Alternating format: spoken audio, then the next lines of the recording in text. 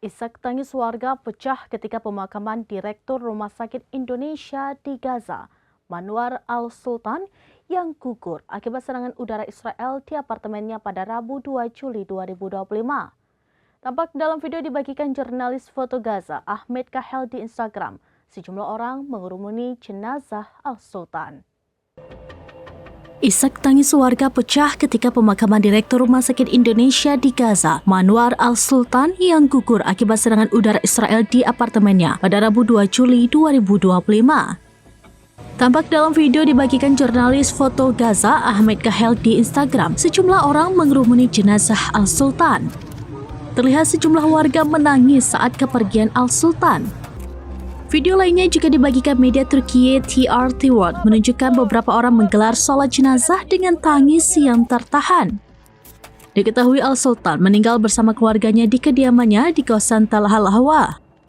Al-Sultan gugur bersama istri, anak perempuan dan saudarinya sebagaimana dilansir TRT World.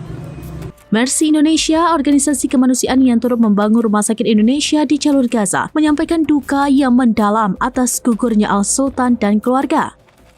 Gugurnya Al-Sultan terasa menghancurkan. Direktur Rumah Sakit Al-Shifa di Gaza, Muhammad Abu Selmia, mengatakan mereka sangat terkejut dan berduka atas gugurnya Al-Sultan.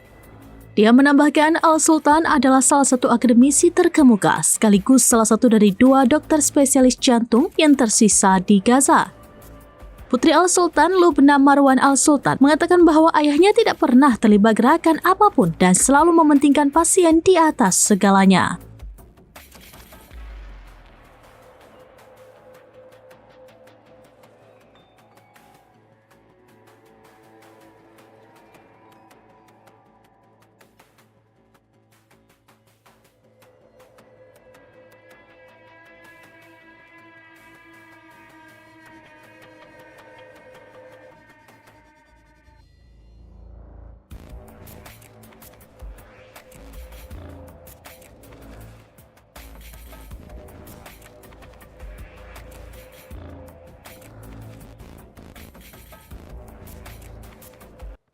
Demikian informasi terkini Syedara Alun. Saksikan terus beragam informasi lainnya. Coba like dan share seluruh akun serampinews.com.